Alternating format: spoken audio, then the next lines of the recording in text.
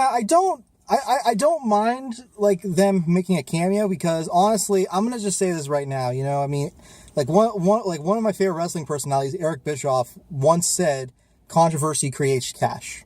Well, I mean, for me, like the whole Justice League thing, I felt it should have been like a post-credit scene or like a mid-credit scene. You know, like. That whole scene with Wonder Woman at the laptop, I feel that should have been, you know. But although, another positive thing I have to say is Wonder Woman herself. She kicks so much ass. Like she's awesome. Yeah, Wonder Woman. Like, it makes me want more Wonder Woman scenes like on DCU. Well, I will say that she did not say a lot in this movie, but the stuff she did, like, you know, she says stuff. Yeah, I fought beings like this before. Like I was like, damn, that is Wonder Woman. Like that is they DC for years in a live action format after the years of Linda Carter have been desperately trying to get Wonder Woman right again. They did it here. Yeah. It's so weird. This is kind of like Amazing Spider-Man 2 for me all over again because there's stuff I like about Amazing Spider-Man 2, but the ending just that's like a movie I absolutely never want to ever see again. Yeah, I did not like Amazing Spider-Man 2 myself, like, at all. Now, I even felt that Dawn of Justice is way superior to Amazing Spider-Man 2. Yeah, I mean, like, I guess people can kind of now identify with my pain with what happens with Superman because now because it happened, there probably going to be a lot of people who will never want to see this movie or perhaps maybe another DC movie ever again. Like, but you know, I mean, like much like with Gwen Stacy, it wasn't handled well. Like it was rushed. It wasn't handled well. At the same time, though, I can commend DC for doing something this ballsy, killing Superman. And yes, he does come back. I mean, there's going to be a cop-out. That's why, for me, like, it was pretty predictable, like, Superman's death. And not only that, but I felt that, like, the morning of his death, like, it kind of took, you know, like, it was kind of dragged on, like, if we knew that Superman was going to come alive, like, via, you know, Justice League movies soon to come, like, you know, 2018, where we know we're going to get Justice League, well, we know that Superman's going to come back anyway, so what's the point of having, you know, mourning his death, the funeral scene, like, you know, everything, like, you know, at least with, okay, here's another example. The Dark Knight Rises, okay, so we know about what happened with Batman, like, at the end of Dark Knight Rises, but here's the thing, like, at least at that, it was the finale, it was the conclusion to, like, a trilogy, so, like, we at first thought that he was really dead for sure, until we found out he was alive after all. Yeah. And plus, like, okay, I can't believe I'm saying this, but I did feel that Gwen Stacy's death was, well, better handled than, you know, Superman's supposed death. Because at least with Gwen Stacy, like, at least that, you know, it meant something. And, you know, like, at least, like, Dark Knight Rises, Amazing Spider-Man 2 was the end of that particular universe. So, yeah, you know, I agree. But again, that's why I'm debating if I do ever want to see this again. I mean, I probably will. It's like, it's not a movie I want to shy away from. It's the people. It's the backlash of this movie. This movie's going to get a ton of backlash. It is. It's going to be like the Ark of the Covenant. It's going to, like, people will want to put it away or like, you know, like if people have been wanting a dark, I think that there is a huge audience for me. Like Michael Bay has an audience. Pirates of the Caribbean has an audience. Star Wars has an audience, for better or for worse. I think everything has an audience. So this, like, if you want a dark DC movie that, like, takes chances, but it makes people angry, makes people feel something. Like, I saw some people say they were bored by it, but, you know, and some people thought, you know, yep, this was bad. That's it. I think it's really more complicated than that, than saying it's simply a bad movie. And if you feel it's bad, like I said, if you think this is a bad movie, that's fine. I get it. Or, I mean, it's the same thing with people who simply say, oh, it's good, you know, like, no, it's much more.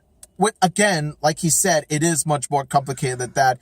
When people ask you what you think about that movie, you will go into detail. You will say the pros. You will say the cons. It's a movie that you will talk about for a long time. And I will say this, like, I think I think DC like in Warner Brothers had a meeting and realized, hey, listen, I feel like people are not getting interested in our franchise. I don't think we'll be able to live up to Marvel standards. So we should make a movie that is will make or break this. Like they put all the chips in. They put all the chips in, and now it really depends. Like they took a chance with the critics. It didn't work.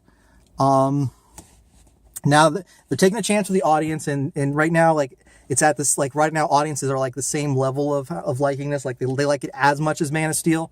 Critics hate it more than, but even though all critics say it's better than Man of Steel, I guess anything Man of Steel did, like, erased anything that happened in Man of Steel got erased by what happened at the end of Batman v Superman. Like, I personally liked it as much as Man of Steel myself. With this movie, I like Man of Steel, but like there are glaring problems in that movie too. And I've seen people get freaking depressed over Man of Steel. People like went to therapy over it.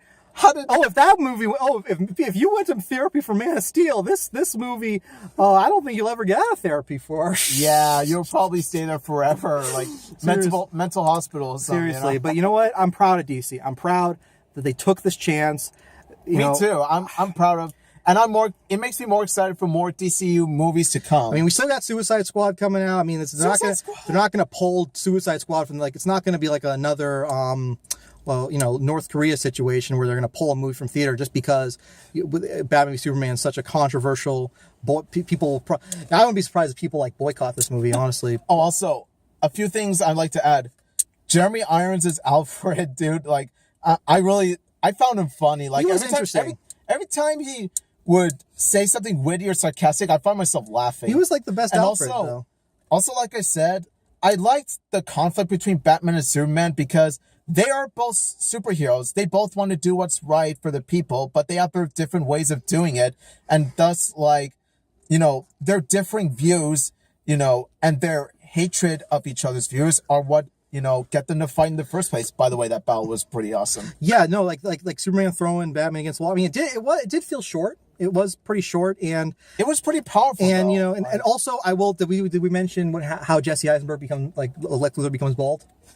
Yeah, that was pretty stupid. It was why most anticlimactic. I'll give him credit though. It was a much better reasoning than friggin' why Kevin Spacey's bald and why Gene Hackman absolutely refused it, because he think there was he wore a bald cap or something. Why didn't he become bald in the first place? I don't know. Maybe I guess because they were trying to pay homage to Alexander. I think you know what? I could sit here all day and wonder why Marvel movies do so much better than DC movies in the last couple of years. But my theory is DC likes to be inspired by different Elseworld stories. Like, I noticed a lot of Elseworld stories were influenced by this movie. Like there was one with the desert gear. It was influenced.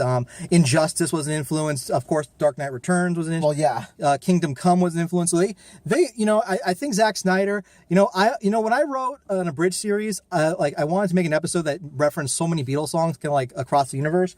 And I got ahead of myself. I referenced so much stuff, and I think that's what Zack Snyder did here. He's such a fanboy that he just sprinkled a little bit of Kingdom Come here, a little bit of Dark Knight, a lot of Dark Knight Returns here. So if you're a fan, this is really, I guess if you're a fan of the Elseworlds, that's what I'm saying, man. This would have worked so much better as an Elseworlds movie. Yeah, it would have been if you especially with the ending. I would not mind that at all if it was the complete ending of the series. And also, it would have worked in Justice League. It would have, if they were in the Justice League, part 1, part 2, it would have, his death would have worked better in those movies. I mean, because it would have been more developed. And also, Clark and Bruce in this movie. Here I'm probably one of the few people that think that they're overselling Tony and Steve's relationship in the Marvel, they're trying to sell they're the best friends ever.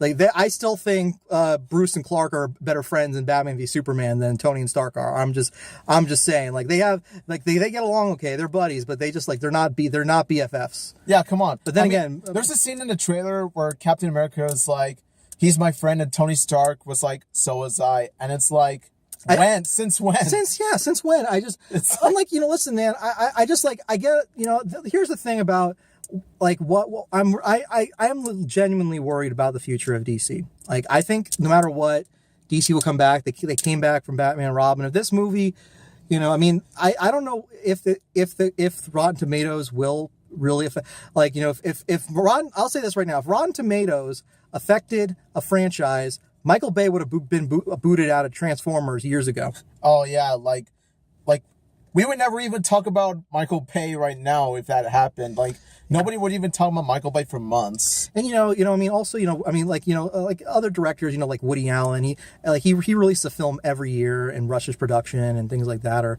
try to cram everything together. And like his movies are hit and miss. So, if Suicide Squad gets a bad rating,